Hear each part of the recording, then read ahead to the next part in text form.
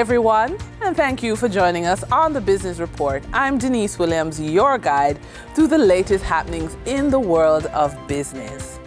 The National Housing Trust contributors will be able to take advantage of the previously announced policy changes that are to take effect on July 1.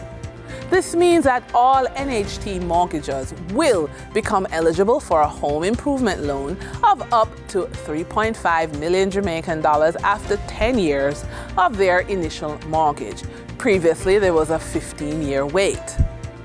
Additionally, the NHT announced the Home Starter Program buyback approach, where contributors can sell their units back to the NHT within 10 years and access full benefits for acquiring a new home. The Starter Home Housing Program will feature one-bedroom and studio apartment complexes in urban centers. Initial developments include units in Vineyard Town and Howard Avenue in Kingston. Additional units in Barracks Road, Montego Bay are earmarked for this initiative and will target workers in the BPO sector. Lack of funding is perhaps the biggest reasons for charities to fail. They simply can't secure enough funding to continue operations. While people love the feeling of being charitable, the reality is that they are unlikely to give to a charity unless it resonates with them. We sat down with Nora Blake, manager of the Jamaica Social Stock Exchange, to understand more about how the JSSE is seeking to change that reality. So we're here with Miss Nora Blake, manager of the Jamaica Social Stock Exchange. Now, Nora, here's the thing. We talk about investing, we talk about business, we talk about finance. All of this is not going to happen if everybody's left behind and only a few are making all the money and piling up everything for themselves. Yes. So a social investment is so very important because we want to give back.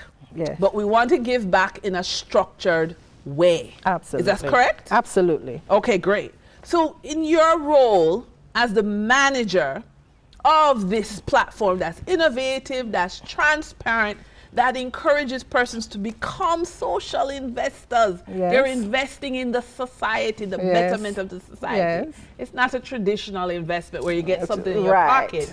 It is the investment here. And we have a term for that. Okay. It's measurable. Yes. And so we measure it and we report it back to you as your social return on investment. Social return, because I don't want to live somewhere where everybody's hungry, Right. but I'm happy, I'm full, I'm and good. that's part of our value proposition when the Jamaica Social Stock Exchange was formed. We are seeing the platform, the ecosystem, the facilitation that we're providing as a tool for national development, meaning that we believe if you can facilitate the sustainability of the social sector in terms of mobilizing resources into it, we can have the economy as well as the people and the environment all developing holistically. Correct. So that we can have, maybe we could be a model nation. Yes. We're hoping one day for this. So it's nice, it's great when the stock exchange is the #1 performing stock exchange in the world. Yes. And we'll do it again. But at the same time, we want to be able to speak to people getting decent pay for their work. Yes. We want to speak to good stock of housing for people. Yes. We want to speak to the level of education that we're offering our children from early childhood right through. We want to speak to community transformation. Yes. Wealth creation. Yes. Job creation in marginalized groups, for example, disabled people. Correct. Yeah.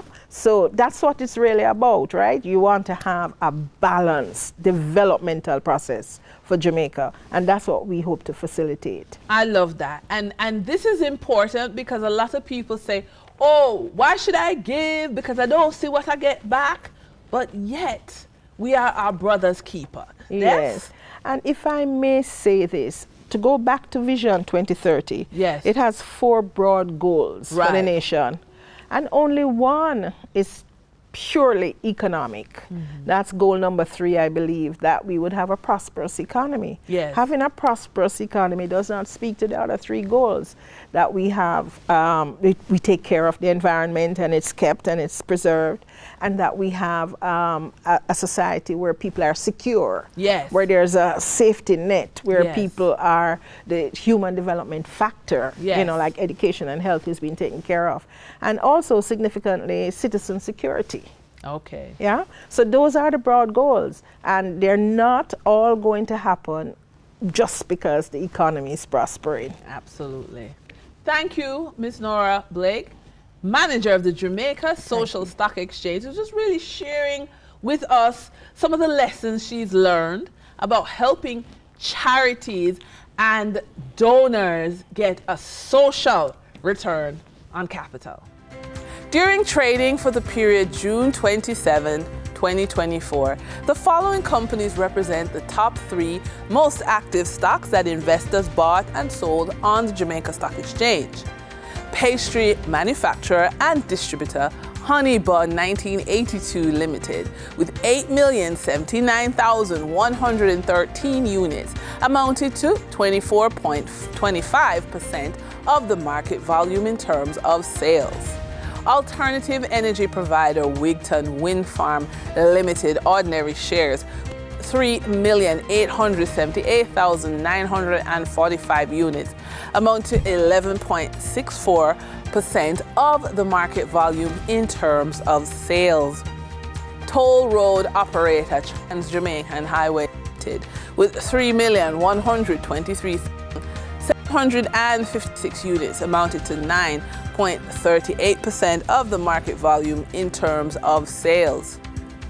Over on the Twin Island Republic of Trinidad and Tobago Stock Exchange, trading on June 27, 2024, registered a volume of 206,763 shares crossing the floor of the exchange, valued at $4,088,821 Trinidad and Tobago dollars and 19 cents.